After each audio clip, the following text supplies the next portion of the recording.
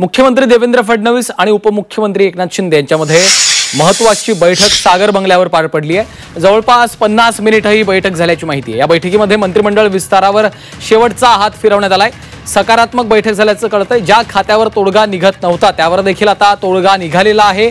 सर्व वाटाघाटी पूर्ण झालेल्या आहेत। 1 ते 2 दिवसांमध्ये मंत्रिमंडळाचा विस्तार होणार असं देखील आता कळतं आहे। कपिल राऊत आमचे प्रतिनिधी सध्या आपल्या सोबत आहेत। कपिल, जवळपास सर्वच मुद्द्यांवर आता एकमत झालेलं आहे असं कळतंय। काय घडलंय आजच्या बैठकीत? नक्की सागर बंगल्यावरती मुख्यमंत्री देवेंद्र फडणवीस आणि उपमुख्यमंत्री एकनाथ शिंदे यांच्यात जवळपास 50 मिनिटं बैठक झालेली आहे। या बैठकीमध्ये मंत्रिमंडळ विस्तारावरती शेवटचा हात फिरवण्यात आलेला आहे आणि जो तोडगा निघत होता ज्या जागेवरती त्या जागेवरती तोडगा निघालेला आहे अशी एक सकारात्मक माहिती सूत्रांची माहिती समोर येत आहे।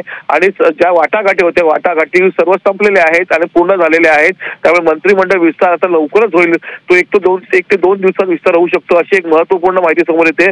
सर्वात मोठी माहिती म्हणजे ज्या गोष्टीवरती घोडं अडलं होतं ज्या गोष्टीत तोडगा निघत होता त्या गोष्टीत तोडगा निघालेले आहेत।